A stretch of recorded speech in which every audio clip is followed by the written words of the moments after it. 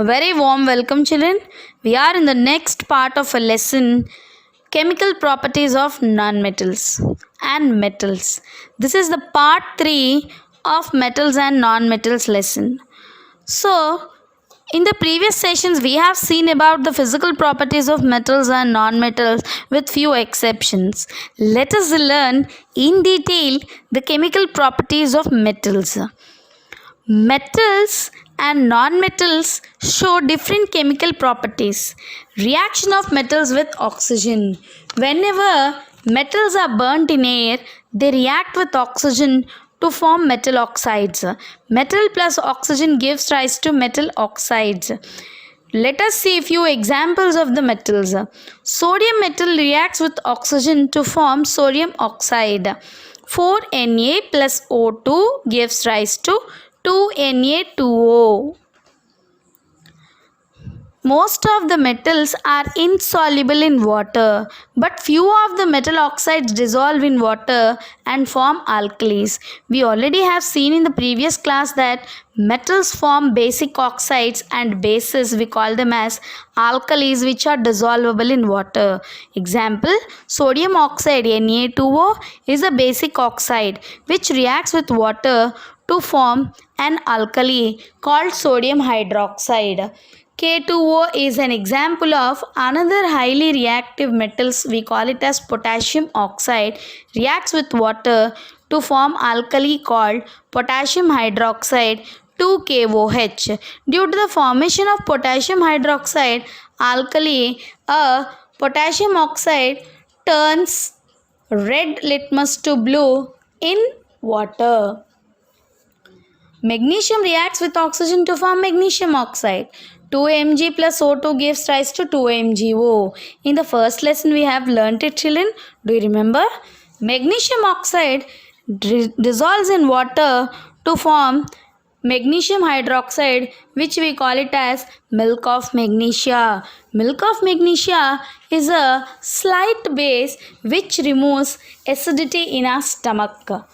Aluminium metal burns in air on heating to form aluminium oxide, that is 4Al plus 3O2 on heating, that means you have to put a triangle, children, gives rise to 2Al2O3, that means aluminium oxide. Children, here is an important note. It's already called as amphoteric oxide. It is a new special character for the aluminium metal. That means those metal oxides which show basic as well as acidic behavior are known as amphoteric oxides. Means it has both acidic properties and basic properties. For example, amphoteric oxides react with both acids and bases to form salt and water. Aluminium oxide Al2O3 reacts with hydrochloric acid 6HCl to form 2AlCl3, aluminium chloride salt and water 3H2O. Aluminium oxide reacts also with base called as sodium hydroxide NaOH to form sodium aluminate and water. Al2O3 plus 2NaOH gives rise to 2NaAlO2 and H2O.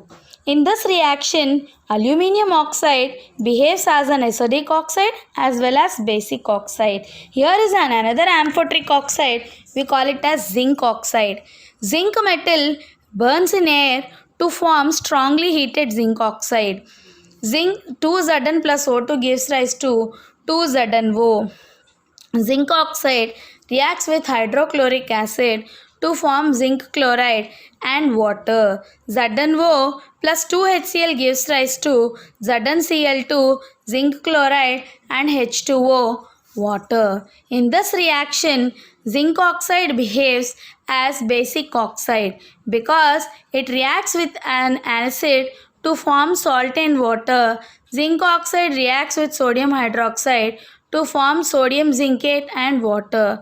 ZnO plus 2NaOH gives rise to Na2ZnO2 plus water. In this reaction, zinc oxide reacts as an acidic oxide. So this is how amphoteric oxides react. Iron metal do not burn in air even on strong heating. Iron reacts with oxygen to form iron oxide. 3Fe plus 2O2 gives rise to Fe3O4. Children, this is called ferric oxide. We have seen one more ferrous oxide. Do you remember? That is rust. That is Fe2O3, and this is Fe3O4. 3Fe plus 2O2 gives rise to Fe3O4. Copper metal. Copper metal does not burn in air. Even on strong heating, copper reacts with oxygen and form copper oxide or cupric oxide. Reactions of metals with water. So, metals react with water to form metal hydroxide. When a metal reacts with water, it may be cold water or hot water, sometimes steam, but most of them produce metallic hydroxides and hydrogen gas.